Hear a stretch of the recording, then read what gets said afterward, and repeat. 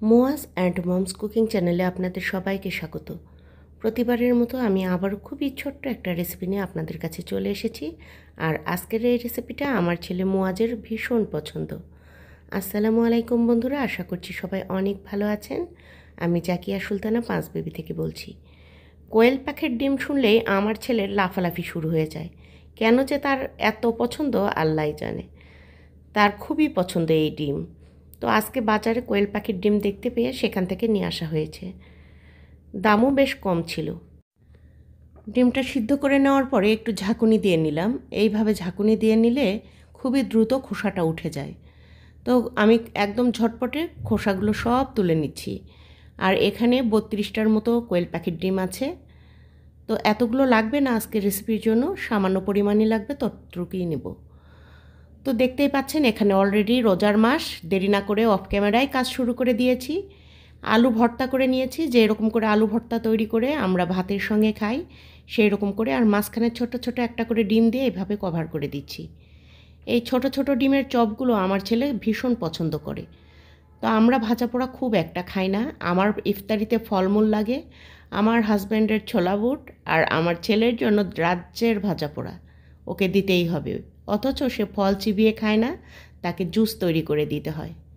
তো বন্ধুরা, অনেক গল্পই করে ফেললাম। তো দেখুন এইরকম করে সবগুলো মুড়িয়ে নিচ্ছি। আলু ভর্তাটা একটু ভাগ ভাগ করে হাতে নিয়ে আঙুল দিয়ে প্রেস করে মাঝখানে ডিম দিয়ে কভার করে দিচ্ছি। আর স্টেনলেস স্টিলের একটা প্যান নিয়েছি। ইলেকট্রিক চুলায় আমি চাপিয়ে দিয়েছি মাত্র 400-তে ফিক্সড করে দিয়ে। আর এখানে আমি সামান্য পরিমাণ বেসন নিয়েছি, আর তার মধ্যে একটুখানি লবণ দিয়ে দিলাম, একটুখানি গুঁড়ামরিচ দিয়ে দিলাম, সামান্য একটু হাফ চা চামচেরও কম আদা রসুন জিরার বাটা দিয়েছি, আর তার সঙ্গে দিয়ে দিচ্ছি কালো জিরা। এখন পানিতে মাখিয়ে নেব। কাজগুলো খুবই দ্রুত করতে হচ্ছে, তাই হ্যান্ড উইক্স দিয়ে কিংবা চামচের সাহায্যে আমি ফেটিয়ে ফেটিয়ে সুন্দর করে দেখাতে পারছি না। হাত দিয়েই যতটা মেশিনের মতো হাত চলে আর কি, যতটা পারছি সুন্দর করে গুলে নিচ্ছি। এইভাবে তৈরি করে নিলে হয় কি, খুবই ফ্লাফি হয় এবং ভেতরে কোনোই লাম্পস থাকে না, খুবই দ্রুত এটা মেল্ট হয়ে যায়। তো দেখতেই পাচ্ছেন আমি খুব সুন্দর করে একটা বেটার তৈরি করে নিচ্ছি। আর বেটারের ঘনত্বটা হবে ঠিক আঙুলটা কোট হয়ে যাচ্ছে এই পরিমাণে। দেখতেই পাচ্ছেন, একটু দেখিয়ে দিব, এই যে হাতের আঙুলটা পুরাটাই কোট হয়ে যাচ্ছে, কোথাও ফাঁকা থাকছে না।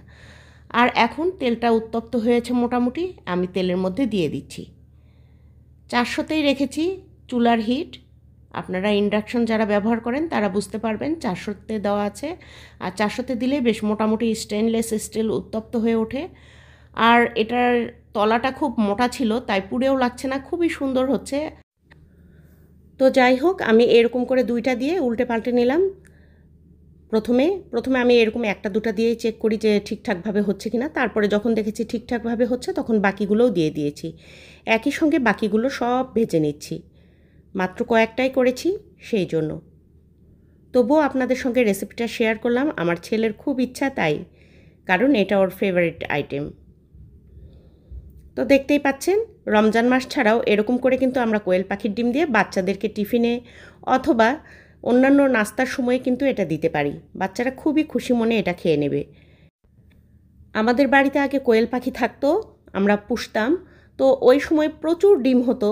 সম্ভবত এটা একটা ভালো লাগার কারণ হতে পারে আমার বাচ্চার। তো যার ফলে ও কোয়েল পাখির ডিমটা এরকম পছন্দ করে, আর ওকে বিভিন্ন রকম আইটেম তৈরি করে দিতে হয়। তো বন্ধুরা, আরও একটা সামনে কোয়েল পাখির আইটেম থাকছে।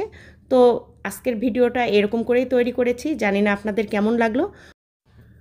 আর এখানে ভিডিওটিতে খুব সুন্দর মুচমুচে আওয়াজ হয়েছিল, একদম ঝরঝরে আওয়াজ হয়েছিল, কিন্তু আওয়াজটা আপনাদেরকে শোনাতে পারলাম না, কারণ ইন্ডাকশনের এত বাজে শস্য শব্দ আসছিল। তো যাই হোক বন্ধুরা, দেখতেই পাচ্ছেন একটা ছোট্ট করে কেটে দেখালাম ভেতরটা কেমন হয়েছে। ভেতরটা দেখতে আমার কাছে খুবই কিউট লাগছে। ছোট্ট ছোট্ট ডিমের সব কিছুই সুন্দর লাগে। তো বন্ধুরা, এই ছিল আমার আজকের ভিডিও ভালো লাগলে ছোট্ট একটা লাইক দিয়ে সাথে থাকবেন, আর কমেন্টে জানাবেন আপনার কেমন লেগেছে। সেই সঙ্গে চ্যানেলটি সাবস্ক্রাইব করা না থাকলে সাবস্ক্রাইব করে দিয়ে পাশে থাকা বেল আইকনটি কিন্তু বাজিয়ে দিতে পারেন। এতে করে আমার সকল ভিডিও আপনার কাছে আগেভাগেই পৌঁছে যাবে। যারা কাজটি আগেই করেছেন তাদেরকে ধন্যবাদ।